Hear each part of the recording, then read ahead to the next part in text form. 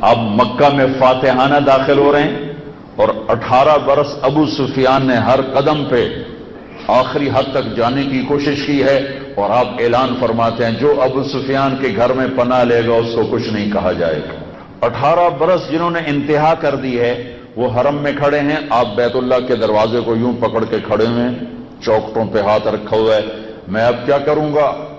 جی آپ سخی ہیں، سخی کے بیٹے ہیں، کریم ہیں، کریم کے بیٹے ہیں، سہیل بن عمرو بولے۔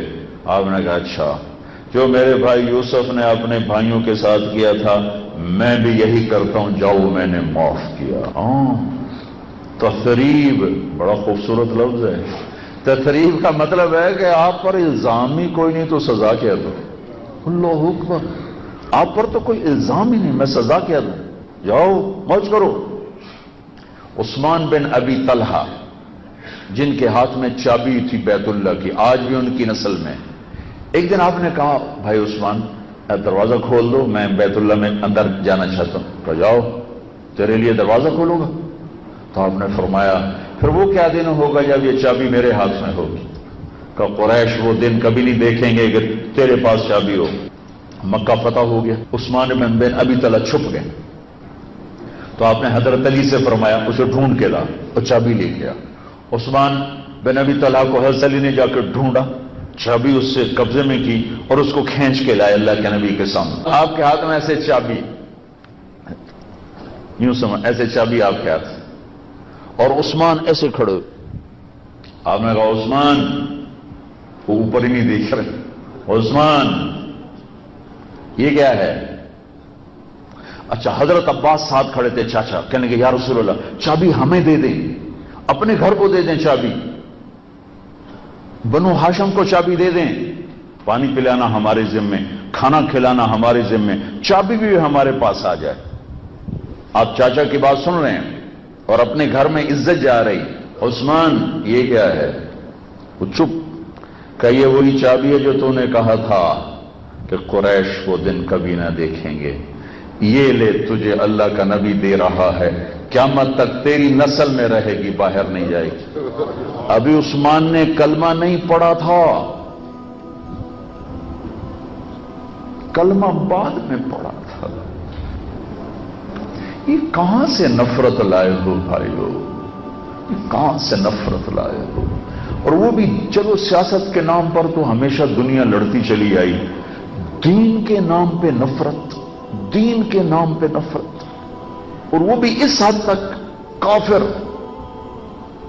واجب القتل، کسی جان سے کھیلنا اتنا آسان ہے؟ مظلوم کی ہائے پر اللہ کا عرش کانپ اٹھتا ہے، چاہے کافر ہی کیوں نہ ہو۔ کافر سے کہہ رہے ہیں لے۔ اس کے بعد عثمان نے کلمہ پڑھا، اور وہ چابی آج تک ان کے خاندان میں۔ ایک عورت آئی، اس کا نام ہے سارا، کون ہے؟ کافر، کون ہے؟ طوائف، گانے والی، نچنے والی، مدینے آئی، اے اللہ کے نبی فاقے آ گئے، میری مدد کر۔ کافر، گانے والی، نچنے والی۔ آپ نے فرمایا کلمہ پڑھتی ہو؟ کہا نہیں پڑھتی۔ آپ نے کہا تو گانے والی تھی، تو کیا مکے کے نوجوانوں نے تیرا گانا سننا چھوڑ دیا؟ کہاں، جب سے بدر میں بڑے بڑے سردار قتل ہوئے اب میرا گانا کوئی نہیں سنتا، تو میں بھوک مر گئی ہوں۔ گانے والی، کافر۔ آپ نے کہا میرے اہل بیت اٹھو اور اس عورت کا دامن بھر دو۔ صحابہ سے نہیں فرمایا کہ کوئی صحابہ سے کیوں نہیں فرمایا کہ کسی کے جی میں یہ نہ آئے، طوائف نو پیسے دیوائی جم دے، کسی کے جی میں یہ نہ آ جائے کہ گانے والی کو پیسے ہمارے دلوا رہے ہیں۔ ہاں یا رسول اللہ، آج آپ دیکھتے آپ کی امت کیا کر رہے۔ میرے اہل بیت بنو عبد المطلب، وہ تو میں آسان کر کے کہہ رہا ہوں، میرے اہل بیت بنو مطلب اٹھو اس عورت کا گھر بھر دو۔ اپنے گھر والوں سے ایک طوائف کی مدد کروائی، میرے نبی کی ہمدردی۔ ابھی میں صرف غیروں سے بتا رہا ہوں، آپ نے غیروں کے ساتھ کیا کیا، اپنوں کے ساتھ آپ نے کیا کیا؟ جانوروں سے آپ کی محبت۔ ایک اونٹ آیا دوڑتا ہوا اور آ کر اللہ کے نبی کے قدموں میں سر رکھ دیا اور چیخنا شروع کر دیا، تو آپ نے فرمایا تمہیں خبر ہے یہ کیا کہہ رہا ہے؟ یہ کہہ رہا ہے یا رسول اللہ میرا مالک جب میں جوان تھا مجھ سے کام لیتا رہا، اب میں بوڑھا ہو گیا ہوں تو مجھے ذبح کرنا چاہتا ہے، میری جان بچائیں۔ تو اتنے میں وہ اس کا مالک آ گیا، تو اس نے دیکھا اس کا اونٹ وہاں، آپ نے کہا بھائی میری ایک سفارش ہے، کہ جی فرمائیں، کہ یہ اونٹ مجھے دے دو، کہ جی آپ لے لیں، کہ جا آزاد ہے موج کا۔ کوڑے پھینکنے والی کا حال پوچھنے جا رہا ہے، ارے بھائی کیا ہوا؟ وہ ماں جی ہمارے اوپر کوڑا پھینکا کرتی تھی، وہ کہاں چلی گئی؟ آج کل کوڑا نہیں آ رہا ہمارے اوپر، کہ جی وہ بیمار ہو گئی۔ اچھا چلو بھائی اس کا حال پوچھیں۔ حال پوچھنے چلے جا رہے ہیں، کس کا؟ جو کوڑے پھینکنے والی کا۔ وہ کلمہ نہ پڑتی تو اور کیا کرتی؟ بھائیو میں وہ رخ دکھانا چاہتا ہوں جو چھپ چکا ہے، نظر نہیں آ رہا ہے۔ تو جب تک یہ رخ زندہ نہیں ہوگا ہم معاشرہ نہیں بن سکتے، معاشرہ نہیں بن سکتے۔ ہم بکھری ہوئی اینٹوں کا ملبہ ہوں گے، امت نہیں ہوں گے۔ اس ہال کو گرا دو تو اسے ہال کوئی نہیں کہے گا، اسے ملبہ کہے۔ آج میرے نبی کی امت ملبے کا ڈھیر ہے۔ روزہ اس ہمدردی کو پیدا کرنے کا ایک خوبصورت عمل ہے، احساس پیدا ہو۔ میرے نبی تو ساری زندگی بھوک کاٹی۔ کیوں بھوک کاٹی؟ کہ فرمایا جب تم پر دکھ آئیں تو میرے دکھ یاد کرنا، تمہیں اپنے دکھ ہلکے لگیں گے۔ 2 مہینے چولہا نہ جلے، اور کائنات کی سرداری چابیاں اللہ نے پکڑائی ہوں ہاتھ میں۔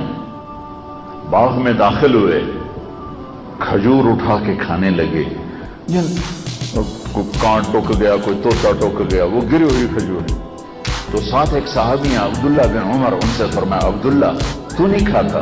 کہا جی مجھے بھوک نہیں۔ تو آپ نے کہا عبداللہ مجھے بڑی بھوک لگی، آج چوتھا دن ہے میں نے کچھ نہیں کھایا، چوتھا میں نے کچھ نہیں کھایا۔ اپنی امت کے غریبوں کو تسلی دینے کی وہ رات کبھی نہیں بھول سکتا، جس کو میں کئی دفعہ بیان کر چکا ہوں۔ میرے نبی کروٹ کبھی ادھر بدلتے ہیں، کبھی ادھر بدلتے، کبھی ادھر کبھی ادھر، بار بار بار بار۔ حضرت عائشہ رضی اللہ عنہ کے گھر کی باری، ایک دم آپ نے کیا کیا، آگے بڑھے اور چارپائی کی جو لکڑی ہوتی جس پر بان بنا ہوتا ہے، اس پر اپنے پیٹ کو ٹکا کے نا نیچے لٹک گئے، ایسے لٹک گئے۔ تو حضرت عائشہ اٹھ کے بیٹھ گئی، یا رسول اللہ کیا ہوا کیا ہوا؟ تو آپ سیدھے ہوئے، تو عائشہ بھوک بڑی لگی، بھوک بہت لگی۔ تو عائشہ رضی اللہ تعالیٰ عنہ رونے لگی کہ یا رسول اللہ آپ اللہ سے مانگتے کیوں نہیں؟ کہ نہیں عائشہ نہیں مانگوں گا، اسی بھوک میں ملوں گا، نہیں مانگوں گا۔ مجھ سے پہلے میرے بھائی انبیاء اسی بھوک میں چلے گئے، میں بھی ایسے ہی جاؤں۔ یہ راستہ بند کیا ہے، سود نہ کھاویے تو روٹی کی تھو کھاویے، رشوت نہ لویے تو روٹی کی تھو کھاویے، دھوکہ نہ دیویے تو روٹی کی تھو کھاویے، ملاوٹ نہ کریے تو روٹی کی تھو کھاویے۔ آپ ایک سفر سے واپس آ رہے ہیں، آپ سوئے ہوئے ہیں، آپ کی تلوار اوپر لٹکی ہوئی ہے، ایک کافر نے آ کر آپ کی تلوار اٹھائی اور یہاں ماری، یہاں آپ اٹھ کے بیٹھ گئے۔ تو یوں کہنے لگا کون بچائے گا اب تجھے؟ تو آپ مسکرائے، آپ نے کہا اللہ بچائے گا۔ تو اس کے ہاتھ کانپے اور تلوار گر گئی۔ آپ نے تلوار اٹھا لی، یوں سیدھی کی، کہا اب تجھے کون بچائے گا؟ کہنے لگا مجھے تو آپ ہی بچاؤ گے، وہ تو اللہ کو جانتا ہی نہیں تھا۔ تو آپ نے فرمایا کلمہ پڑھتے ہو؟ کہ نہیں پڑھتا۔ کہ جاؤ معاف کی۔ جنگ خندق ہوئی، کتنی خوفناک جنگ ہوئی کہ آنکھیں پھٹ گئیں صحابہ کی، وَإِذْ زَاغَتِ الْأَبْصَارُ وَبَلَغَتِ الْقُلُوبُ الْحَنَاجِرَ۔ اس کے فوراً بعد مکے میں قحط آ گیا، قحط۔ تو آپ نے 300 دینار ابو سفیان کو بھجوائے جو جنگ خندق کا سالار تھا، کہ ابو سفیان مکے میں قحط ہے، میری قوم کو کھلا دے۔ تو ابو سفیان کہنے لگا قربان جاؤں اے محمد تیرے اخلاق پر، ہم تجھے قتل کرنے کے پیچھے پھر رہے ہیں، تو ہمیں کھانے کھلانے کے پیچھے پھر رہا ہے۔